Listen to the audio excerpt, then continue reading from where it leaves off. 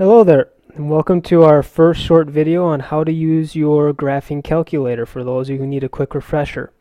This video is simply meant to review several commands that you have probably used in the past but may have forgotten about. We'll focus on being able to type in an equation to your graphing calculator at first, then looking at a table of values for that equation you typed in.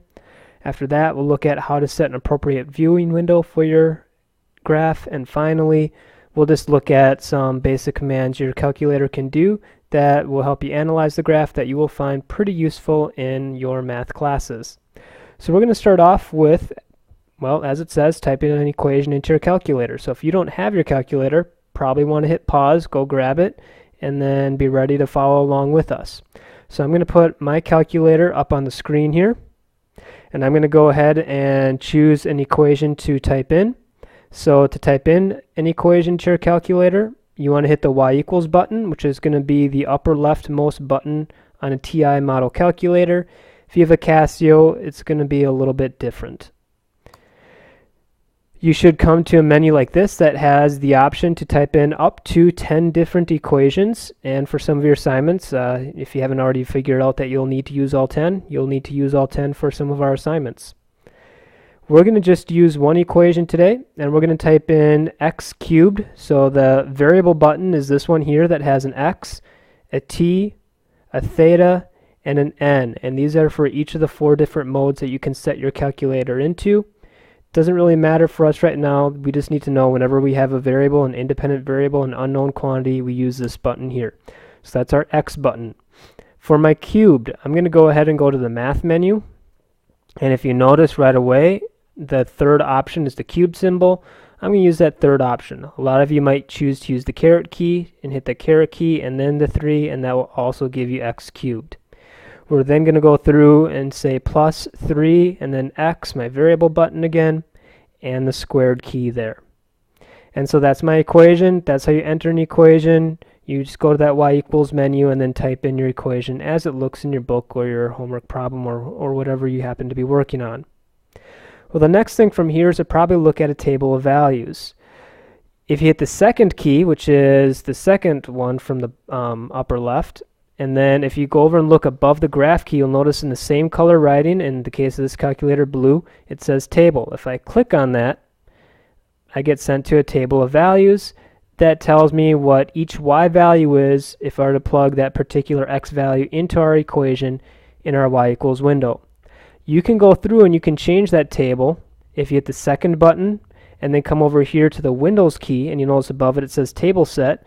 Well, that's how you can set up your table. So in this case, our table was going to start at 0 and it's going to count by ones.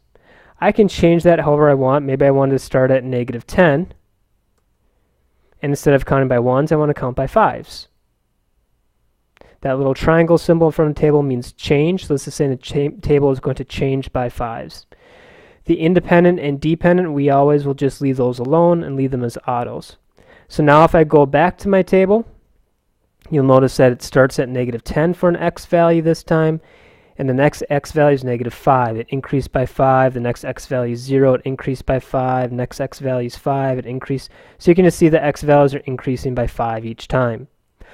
The usefulness of this table is that it oftentimes will help you determine what a good window should be. So if I go back to how my table was originally set up, so hit the second key, and then again that window button, because that's where that table set option is. And I'm going to start my table at -10, but I'm going to count by ones. Oftentimes, a standard window that we're going to look at our graphs, and I'm going to go back to my table quickly here. The standard window we look at our graphs go from -10 to +10. So I can see here if I start at -10 for my graph, my y value would be -700. And you can just kind of look at what those x and y values would be. Now these are some pretty big y values. It probably would be very difficult to show those on a graph. So I may not want my graph to have x values that go all the way to -10. Similarly, if I look at my x values, at +10, I have really large y values. So I may not want my x values when I look at my graph to go from -10 to +10. I may not need all those x values. To scroll through your graph, just hit the up and down buttons on your calculator when you're in that X column, and you'll notice that the table moves up and down, and that's how you can scroll through your table, and that's what I was doing. So as I take a look at this right now, I might choose to actually only look at my graph from x values of maybe -4, because I can see when the x value is -4, the y value is -16, not too big. And then at +4, it's at 112, that's pretty big. But at an x value of 2, the y value is only 20. So that's how I might choose to set up my window. I can see that my x values might go from -4 to 4. Y values go from from -4 to +2 for my x values. Y values would go from -16 to +20. And in that range, I can see that I have 1, 2 zeros. I can see the graph was increasing from -16 to 0 to 4. Then it started decreasing from 2 to 0. Then it started increasing again to 4 again to 20. So I can see the graph is doing some pretty interesting things in that window. So I set up that window, -4 as my x, +2 as my x max. X min would be the smallest x value, x max is the largest. X scale is what you want the x values to count by on your graph. I'll just count by ones. Our y min, we saw we could go from -16, so that'd be the smallest y value, to +20 was my largest y value. Again, y scale, we'll just count by ones, but I could count by 2s or 3s here for my y's if I wanted to. That would just mean that every tick mark on the y-axis might go up by 2 if I said my y scale was 2. Or every tick mark might go by 3 if I said my y scale was 3. I'm just going to leave it as ones for now. The other stuff down here, ignore. We don't need that. And so now if you hit the graph button, there's a pretty nice picture of our graph. We can see the 2 zeros. Here's a 0 at -3. Here's another 0 at the origin. We can see the graph is increasing, reaches some type of maximum, starts to decrease, reaches some type of minimum before it goes back up again. So what we probably want to do is figure out, well, what are some interesting points on this graph? For example, how do I know exactly where that 0 is? Well, if you hit the second key and the trace button, there's an option for 0, option 2. Your graph is going to say left bound. That just means your cursor needs to be to the left of where your graph crosses the x-axis. What I oftentimes do is I'll keep an eye on these y values over here, and as soon as a y value turns negative, I know I'm to the left of the point I'm interested in. So I need to keep scrolling back a little ways here.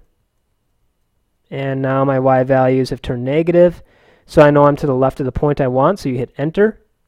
It says right bound. You do the same thing. This time I keep my eye on these y values, and I just wait until it turns positive. In this case, we can actually see where the 0 is, so this isn't the best example in the world, but I can see that my y values are now positive, so I can hit enter.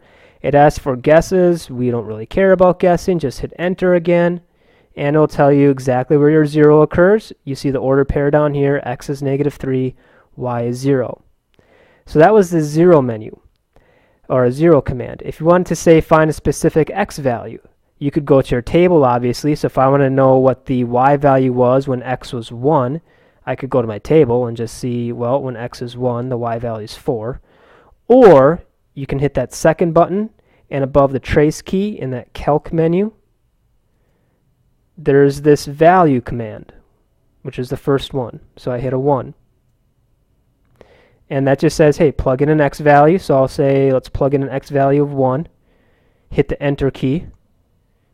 And then the cursor is now over here when the X value is 1. And you can see that the Y coordinate is a 4. So it gives you a specific order pair. So if you have a problem that says, what is f of 3? Well, you can type the equation into your y equals, go to that value command, and just type a 3 in. Or use your table. Or better yet, just do the math since you're a good, strong math student. A couple of other commands I wanted to show you quickly. I'm just going to make one more equation. I'm going to say y equals 4. And that's just going to be a horizontal line that goes through a y value of 4. And I needed to do that to show you this command. So if I go back to that second calc menu, there's this option called intersect. Well, that will show you where two lines intersect, obviously. So if you're solving a system of equations It could be a linear system, a nonlinear system. Just if you're solving a system of equations and you need to know where two lines intersect, you can go to that second calc menu, option 5. You'll notice the first command says first curve. That just means be close to where you think the two curves intersect. And I've been slowly moving my cursor over to the right. Now I'm pretty close to it. So the computer, or in your case the calculator, won't get confused with this intersection point versus this intersection point over here. So I'm going to hit enter. You notice that the cursor has automatically jumped to your other equation, the other graph that you have. If you have more than two graphs and it jumps to the wrong one, you can just hit the up and down button and it will jump to different graphs. So you can notice that I'm on the blue graph now. If I hit the up key, I'm going to be on the red graph. Hit enter. It asks for guess again. We never care about guessing, so hit enter. And then it tells you where those two lines intersected at 1, 4. And so that's the intersection command. You can use that to figure out where two equations will intersect when they are equal to one another, as opposed to having to use substitution or maybe elimination or matrices. This is how you might solve it graphically.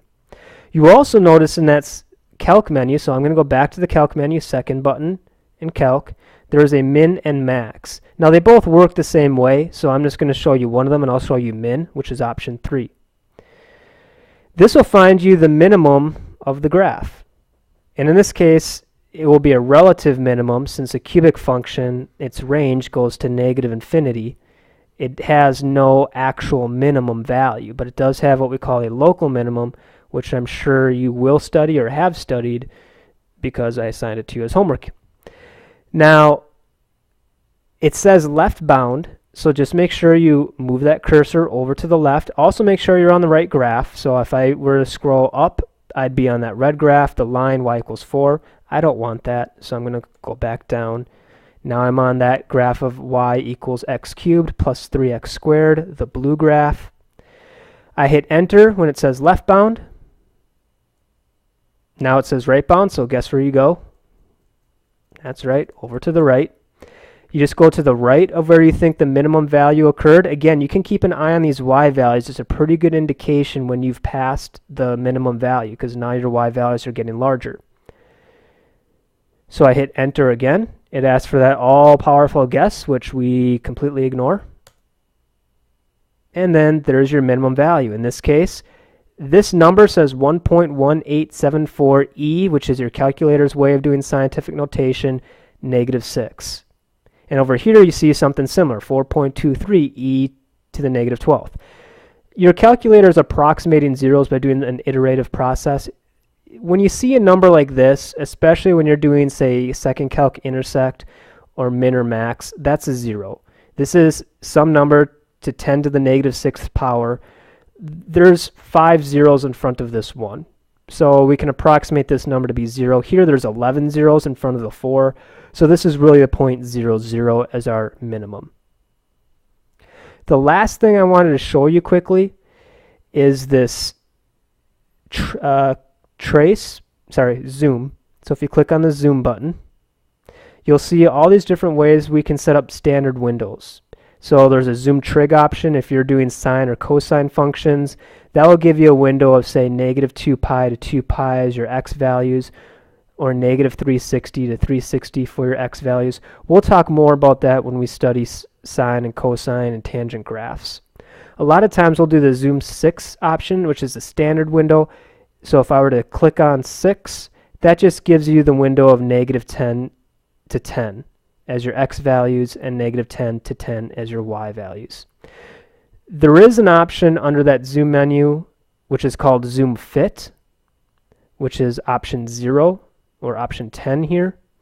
That usually does a pretty bad job of actually fitting to your graph, so try not to use that. If you needed to choose windows to view your graph in, stick to looking at the table of values like we showed at the beginning of this video in order to see your graph, because you can see that zoom fit window just did not do as good of a job. Alright, that was a quick review of how to use your calculator. Hopefully you found what you're looking for. If not, feel free to ask questions in class. But thanks for watching. See you next time.